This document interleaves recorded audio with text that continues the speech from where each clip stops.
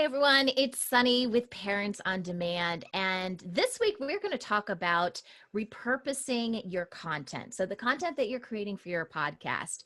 So many times we as podcasters are so focused on producing a good podcast, which is really important, but we're forgetting that there are other crucial steps that you can take in the creation process to get your podcast out there to as many people as possible. Because let's face it, we're all trying to reach out to parents, at least those of us that are members of Parents on Demand, but all of our shows are a little bit different. And the way that our audiences consume our content is very, very different.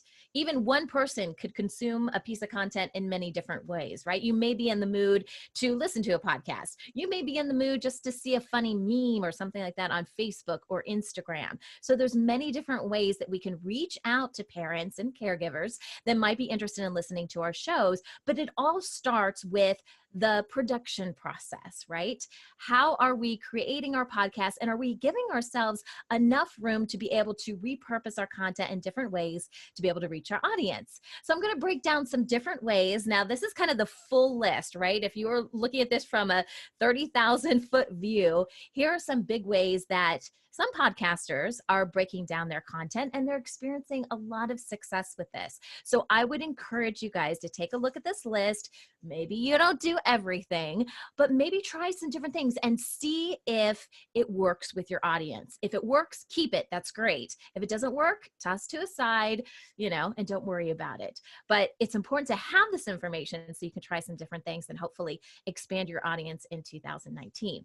All right. So the first thing, and I know this is a big ask, okay? But the first thing is, don't think about starting your podcast just with audio. Just for a second here, I know we're not all video experts, but think about incorporating video into your podcast. Recording something live gives you the added benefit of being able to engage with your audience. So consider recording your podcast live, or at the very least, getting some video to go along with your podcast. So if you don't feel quite comfortable enough recording live, at least record it using some sort of platform such as Zoom to be able to do that. And then you'll have that content later to repurpose in some of the ways that I'm going to show you. So that's the first one. Record it live, or at the very least, record it with video. All right, number two, the second thing we're going to do is what we're all doing already, and that is to create our podcast. So we're going to take that video that we've already created. We're going to strip the audio from that. That's not difficult to do. If anyone needs some help with that, especially using Zoom, let me know. I can show you how to do that. And we're just going to edit the audio like we would normally do with our podcast. So that's the second piece of content we're creating, is our podcast, which we're all doing now. The third thing you can do is create a blog post from your podcast. Now, I speak from experience when I say the easiest way to do this is to get some sort of transcription of your podcast so that you have it in written form. That is going to be the easiest thing to do. If you try to create a blog post from an audio file or a video file, you're probably going to end up creating some sort of written form anyways before you convert it to a blog post. There are a couple different programs that I recommend. The first is called rev.com. The second is called Teemi.com, which is spelled Temi.com. Both of those are great resources for transcribing your podcast. It may not be 100% perfect, but that's not what we're going for right here. We're not trying to push the transcript out or sell the transcript or anything like that. We're literally trying to get that content so we can break it down into blog post format. Now, why is that important? Think about just how you consume social media. Sometimes you might see and some sort of advertisement or promotion for a podcast and be like, oh, let's go listen to a podcast. But usually when we're using social media sites, we are in more of a skim kind of format, right? We want something quick and punchy, or maybe it's a blog post and we're skimming the article. So we want to be able to attract those people as well.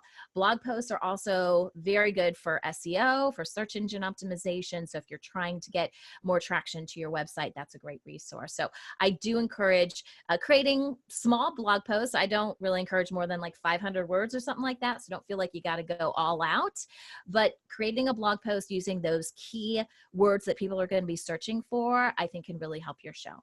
So that's number three, create your blog post.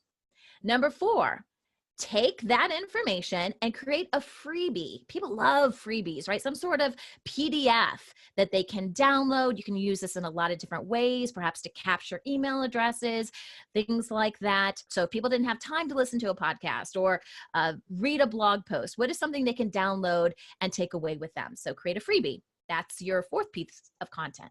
Okay, so after we've created our freebie, the next thing that we're going to do is we're going to take a quote or perhaps a really good piece of information somebody gave you, one of your experts, and we're going to take the audio and video of that, and we're going to create a quick podcast teaser, and we're going to put it on YouTube.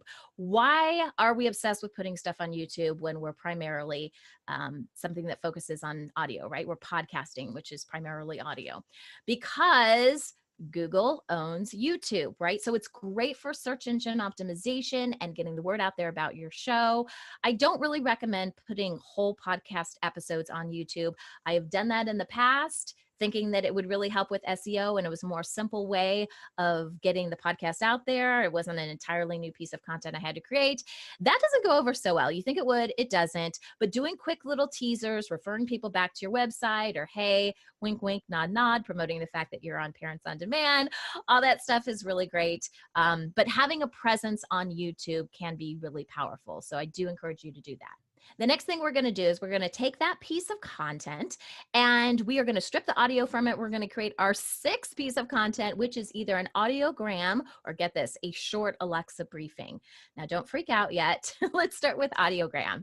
If you are a member of the Parents on Demand network, we have a network account with getaudiogram.com. So you can create audiograms for free. If you haven't tried it before, I highly suggest you give it a try. It's a nice way to put a visual on podcasting and let people hear just a little bit of your content in a very easy way and share it very easily as well.